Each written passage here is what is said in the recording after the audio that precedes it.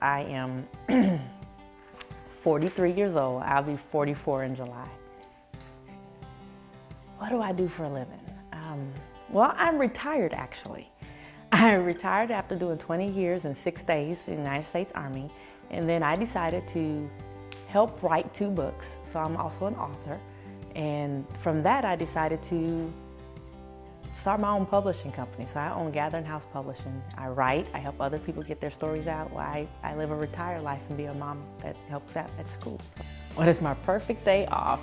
My perfect day off is not doing anything, maybe lounging around, just watching television, eating popcorn. I don't get many of those unless I go out of town and I take an extra day for myself, but that's my perfect day, watching TV, eating popcorn, just vegging out.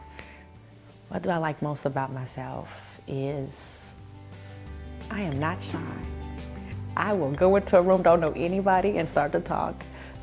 I will work a room because I want to get to know people. I'm very relational. And so I like the fact that I'm very much of an extrovert. I'm used to not be so much of a risk taker because I was in the military. But as I've retired now and I realize life is getting much shorter than what I used to have before, you got to go out there and take risks. So I like the fact that I'm out there and that I get to know people and get to take challenges and see what's going on. What I want people to know about me is I gave it my all. I tried. Fail or succeed, I tried. And hopefully I put a smile on your face while I did it, and you got a little bit of love along the way. That you knew I care and that you knew I loved you. That's my entire legacy. My most defining moment as a Christ follower.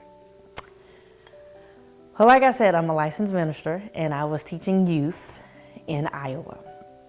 However, I was doing more of I'm going to walk this and talk this and not necessarily have them both line up. And so I was not following the fact that I should not be having premarital sex and got pregnant. And my most defining moment as Christ was when I hit that wall and had to make a decision. And the decision I made was a very selfish one. I told myself that I needed to not have a child, and because I couldn't make the statistics work. I had to be a positive side of the statistics and not a negative side. And so being in the Army, being single, being black, being female, being in my older 20s, not being married, I could not afford to have a child. So I decided to have an abortion. That was my most defining moment because literally at that moment, I realized that was the biggest mistake I ever made in my life. And I had it not because I committed the act of having an abortion, but because I made a selfish decision, didn't think it through, and I didn't ask and consult God on what I needed to do. However, I realized I reaped the seeds that I had planted, and I needed to make sure that I never planted those kind of seeds again. So I made the decision at that moment that I was going to follow Christ wholeheartedly from that day forward. He is the path that you need. And so my first advice is to seek God first. And then to seek a godly counsel. Have people who are going to give you the answer. And then unlike other people, I'm going to have you seek that person who doesn't know God or has a close relationship with them, so you can see an answer that can give you a holistic view of what you're going to do. And then once you get into your prayer closet, find out what God has for you and follow that completely. I spend a lot of time on my knees so I can stand up, not the other way around. I can't stand if I spend a lot of time on my knees so I can stand up.